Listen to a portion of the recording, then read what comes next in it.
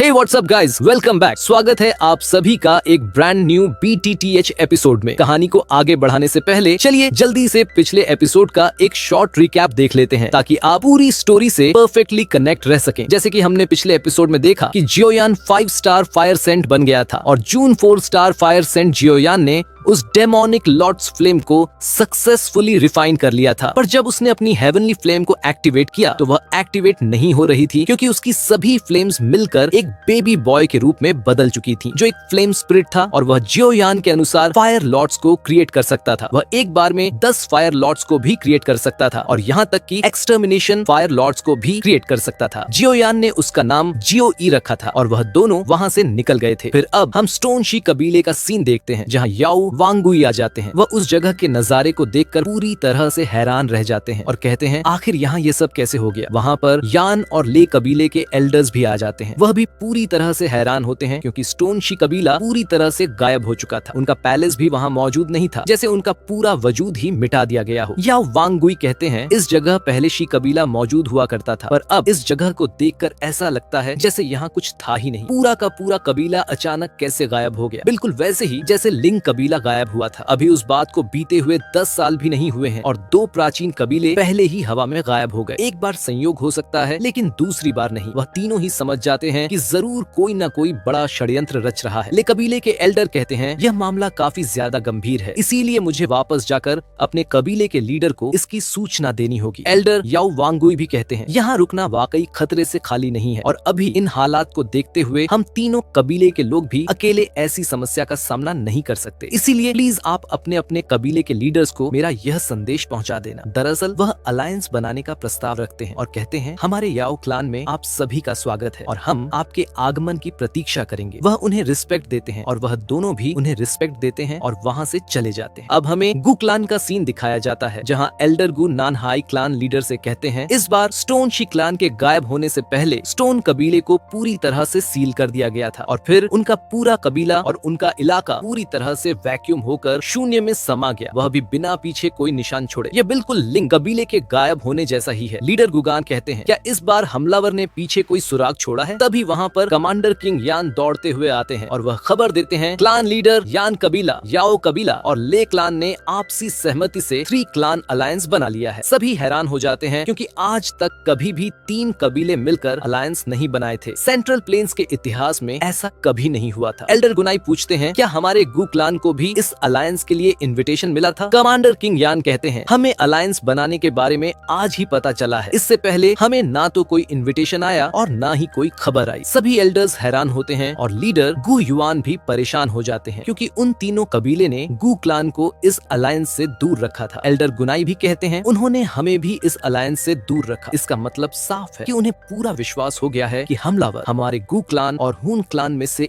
एक ही है। इस पर दूसरे एल्डर गुस्से में कहते हैं आखिर यह कैसी बकवास बात है। हमारा गु क्लान हमेशा धर्म के मार्ग पर चलता आया है, हम कब से उन कबीले जैसे दुष्टों के लेवल पर गिर गए। दूसरे एल्डर भी कहते हैं पूरी दुनिया जानती है कि लिंग और शी क्लान से हमारी कोई दुश्मनी नहीं थी, आखिर हम पर शक कैसे कर सकते हैं। एल्डर गु नाई कमांडर से कहते हैं जब तुम गु रियल से बाहर गए थे क्या तुमने हून क्लान की हरकतों पर नजर रखी थी। कमांडर रिस्पेक्ट दिखाकर रिपोर्ट करता है लिंग कबीले के गायब होने के बाद से ही मैंने अपने योद्धाओं के साथ हून रियल पर नजर रखी थी, लेकिन जो भी जानकारी मिली उसके अनुसार वहाँ कोई हलचल नहीं थी। लीडर गु युआन कहते हैं अब काफी हो गया, इस मामले पर और चर्चा करने से कोई फायदा नहीं होगा क्योंकि जो होना था वह हो चुका है। अब हमें व्यर्थ में अनुमान लगाकर अपना संदेह नहीं बढ़ाना चाहिए। गु क्लान अब बस यही कर सकता है कि खुद को मजबूत करें, अपनी शक्ति बढ़ाएं और सुरक्षा को और कड़ी करें। आज की यह सभा यहीं समाप्त होती है। वह सभी वहाँ से चले जाते हैं पर गु युआन अभी भी हुन क्लान को लेकर चिंतित थे। अब हमें हॉल ऑफ सोल्स का सीन दिखाया जाता है जहाँ हम हुन मिंग को देखते हैं जिसके सामने उसके काफी सारे सोल एनकॉय मौजूद थे। वह गुस्से में कहता है तुम सभी मूर्ख हो, तुम इस तरह की अशुद्धियों से भरी हुई आत्माओं को मेरे पास लेकर आए और तुम्हें क्या लग रहा था कि सरदार तुम्हें इनाम देंगे। तुम्हारी हिम्मत कैसे हुई मेरे सामने इस कचरे को पेश करने की। और वह उन आत्माओं को नष्ट कर देता है। वह सभी डर के मारे कांपने लगते हैं। हुनमिंग कहता है इससे पहले मेरा गुस्सा और ज्यादा बढ़ जाए मेरे सामने से दफा हो जाओ और वह सभी एल्डर्स डरे सहमे हुए वहाँ से निकल जाते हैं। तभी वहाँ हुन कियानमो आ जाता है जो एक 6 स्टार फाइट सेंट था। हुन कियानमो को देखकर हुन मिंग हैरान होता है और पूछता है, आखिर तुम यहाँ क्या करने आए हो? हुन क्यानमो कहता है, हमारे हॉल मास्टर काफी ज्यादा गुस्से में है, लगता है कि तुम फिर से कोई लड़ाई हार गए हो। हुन मिंग आगे बढ़कर कहता है, मुझे पता नहीं था कि एल्डर क्यानमो तुम यहाँ आ रहे हो, वरना मैं आपके स्वागत में कोई कमी नहीं छोड़ता। और वह उन्हें रिस्पेक्ट देता है। हुन क्यानमो मुस्कुराते हुए कहता है, पहले तो तुम प्यूरिफाइंग डेमोनिक लॉर्ड्स फ्लेम हासिल नहीं कर पाए और अब लगातार हार का सामना कर रहे हो, जिससे स्काई मेंशन अलायंस को आगे बढ़ने का मौका मिल गया है। हाल ही में हॉल ऑफ सोल्स की परफॉर्मेंस भी संतोषजनक नहीं रही। हुन मिंग कहता है, तुम्हारा मतलब क्या है? क्या मैंने कबीले की सारी उम्मीदों पर पानी फेर दिया है? हुन क्यानमो कहता है, मैं यहाँ तुम्हें दोष देने नहीं आया हूँ। हाल ही में खबर मिली है कि डेमोनिक फ्लेम डेजर्ट के सील एरिया में हलचल देखी गई है। हुन मिंग हैरान होकर कहता है, वहाँ तो जियोयान फंसा था, क्या वह अभी भी जिंदा है? हुन क्यानमो कहता है, अभी कुछ भी पक्का नहीं, लेकिन अगर कोई वहाँ से जिंदा लौटा है तो इसका मतलब साफ है। हुन मिंग गुस्से में समझ जाता है कि जियोयान ने प्यूरिफाइंग डेमोनिक लोटस फ्लेम को काबू कर लिया होगा। हुन क्यानमो कहता है, ऐसे एक्सपर्ट को जिंदा छोड़ना हमारे लिए सही नहीं होगा, और वह डिवोरिंग फ्लेम का सीड निकालकर उसे देता है। वह सीड हुन मिंग के शरीर में समा जाता है और उसकी ताकत बढ़ने लगती है। हुन क्यानमो कहता है, इस बार अपना काम ठीक से करना। हुन मिंग कहता है, यह सब मुझ पर छोड़ दो। इसके बाद सीन फॉलिंग स्टार पवेलियन पर आता है, जहाँ स्काई मेंशन अलायंस की सिक्योरिटी काफी बढ़ चुकी थी। फेंग जियान कहते हैं, पिछले एक साल से हॉल ऑफ सोल्स और हमारे बीच लगातार युद्ध हो रहे हैं, लेकिन इससे हमारे वॉरियर्स और मजबूत हो गए हैं। तभी आसमान में पर्पल एनर्जी फैलती है, क्योंकि लिटिल फेरी डॉक्टर अब 1 स्टार फाइट सेंट बन चुकी थी। याओ लाओ कहते हैं, यह सोल फ्लक्चुएशन काफी इंटेंस है, लगता है डेमोनिक एसेंस ब्लड ने उसकी मदद की है। तभी आसमान में काले बादल छा जाते हैं और एक मैसेज उभरता है, 3 दिनों में पीक ऑफ द फॉलन पर डेथ मैच होगा। याओ लाओ कहते हैं, यह हुन मिंग की चुनौती है, हमें तैयार रहना होगा। और इसी के साथ एपिसोड खत्म हो जाता है। अगर आपको वीडियो पसंद आया हो तो लाइक, शेयर और सब्सक्राइब जरूर करें। Thanks for watching. और इसी के साथ आज का एपिसोड यहीं पर खत्म होता है। अगर आपको ये वीडियो पसंद आई हो तो लाइक जरूर करें और चैनल को सब्सक्राइब करना मत भूलना, क्योंकि आगे आने वाले एपिसोड्स और भी ज्यादा खतरनाक होने वाले हैं। मैं मिलूंगा आपसे अगली वीडियो में, तब तक के लिए take care and bye bye.